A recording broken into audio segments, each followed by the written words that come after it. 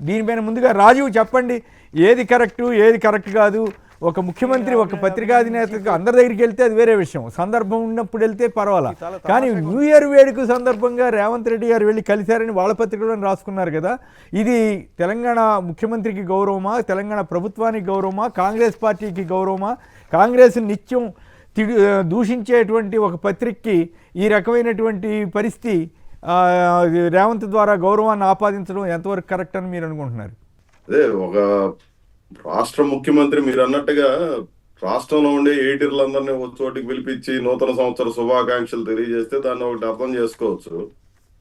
లేదనంటే ఆయన అందరినీ కలుసుకోవడంలో భాగంగా ప్రత్యేకంగా ఒక ఎయిటర్ని పోయి కలిశారని అంటే కూడా వాటిని కూడా అర్థం చేసుకోవచ్చు ఎయిటర్లు కలిసే సందర్భంలో. కానీ ఇప్పుడు రాజకీయాలు ముఖ్యంగా ఆంధ్ర ఉభయ తెలుగు రాష్ట్రాల్లో జరుగుతున్నటువంటి చూస్తుంటే ఈ రకమైనటువంటి ధోరణి ఏమాత్రం మంచిది కూడా కాదు.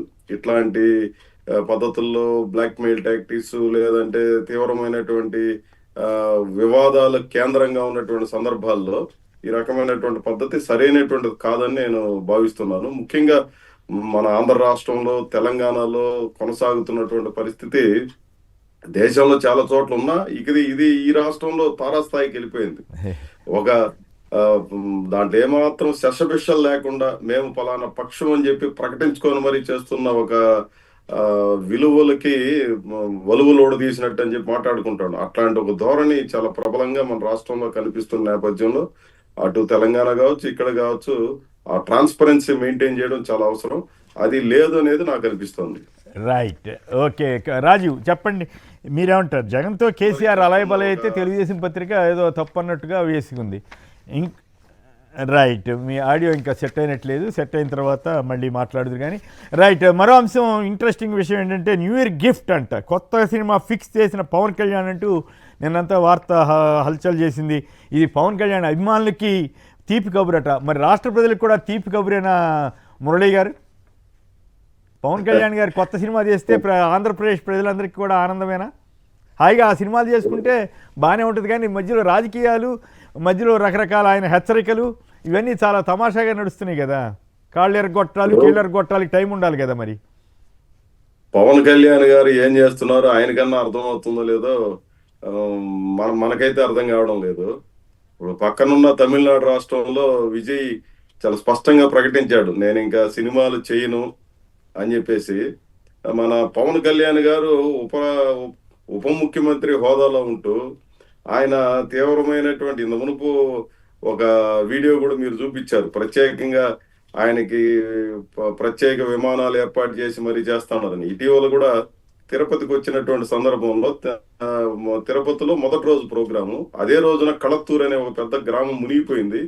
1000 కుటుంబాలు నిరాశ్రయులైపోయారు, వీధుల పాలు అయిపోయినారు. ఆ రోజు ఆయనకి కనీసం గంట సమయం కూడా పట్టనంత దూరంలో ఆ గ్రామం మునిగిపోయింది. ఆయన తిరుపతిలో ఈ ఎర్రచందనం దీనికి సంబంధించిన ఒక గోడౌన్ సందర్శించి వెంటనే స్పెషల్ ఫ్లైట్ లో వెళ్ళిపోయాడు ఆ రాత్రికి. నెక్స్ట్ మళ్ళీ ఇక్కడి నుంచి ఇంకొక గంట ప్రయాణం దూరంలో ఉన్నటువంటి పలమనేరుకి ఆయన నైట్ వెళ్ళి మళ్ళీ స్పెషల్ ఫ్లైట్ లో వచ్చి తిరుపతిలో దిగి అక్కడికి వెళ్ళాడు. అంటే ఆ గంట సమయాన్ని వెచ్చించి కళత్తూరు గ్రామాన్ని సందర్శించడానికి వీలు కలగలేదు.